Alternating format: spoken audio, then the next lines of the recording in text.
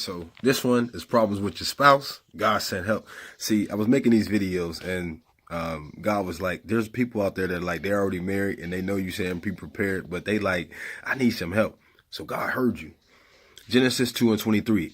At last, the man exclaimed, this one bore from my bone and flesh of my flesh. She will be called woman because she was taken from man. Verse 24.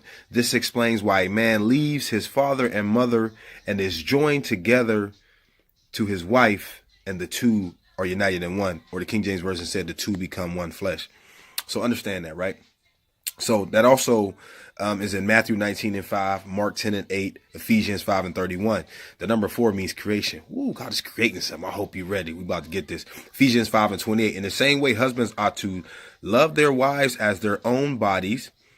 He who loves his wife loves himself. 2 Corinthians 6:14. Be ye not unequally yoked together with unbelievers. Okay, so you can't be unequal, right? So we know what the term equal means, but let's get ready. Colossians 3:18. Wives, submit to your husbands as it is fitting to the Lord. Verse 19. Husbands, love your wives and be not bitter against them. So God, what are you saying? Did you know that really we shouldn't even be arguing with each other? I mean, think about it. Because when people are arguing, you really ain't paying attention unless you have a trigger word. Somebody call somebody a hoe or something like that. Or you be like, what? You call me a hoe? You know, so like stuff like that. But understand this about especially husbands. You ain't even got to argue with the wife. All you got to do is just take it to God. Let's get to the word. 1 Peter 3:7. In the same way, you husbands must give honor to your wives. Treat your wife with understanding as you live together. She may be weaker than you are, but she is your equal partner in God's gift of new life. Treat her as you should, and your prayers will not be hindered. So imagine this, right? Now you're talking about equal, right? So understand this, right? So God said we can't be equally yoked. Man, and God gave me this, and so I'm giving y'all some snippets of my book. But watch this. Imagine, right? A husband has a problem with the wife and say, you know what, there's this issue. Let's just say attitude, just in general. And so he says she got an attitude, so he tries to talk to her.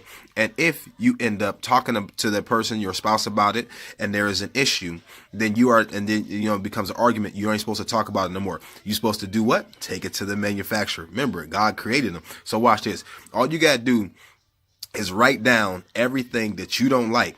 But watch this. It has to match up with something that you need to work on. So like if he writes down, okay, my wife has an issue with an attitude, and then he writes down, God, I need more patience.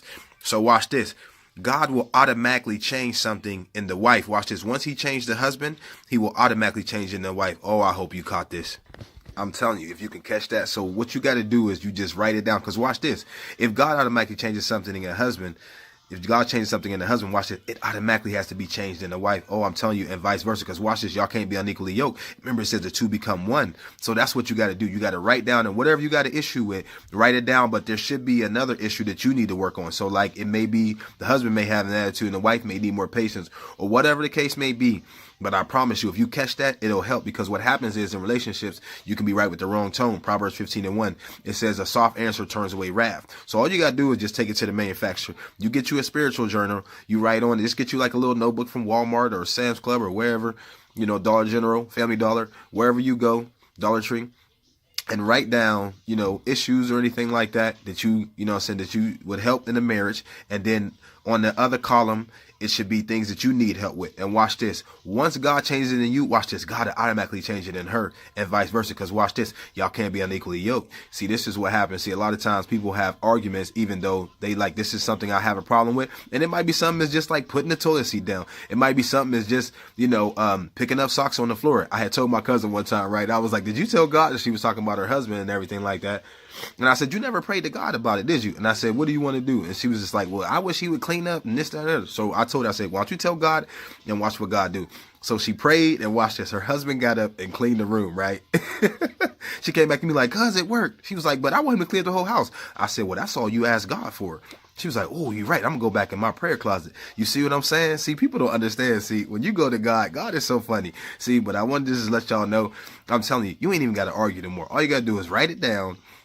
Tell God, change something in you, change something in him, and watch this. Because what? Y'all can't be unequally yoked. And they ain't going to even know why. Niggas gonna be regular. You know what? I just feel like being nice to you today. Oh, really?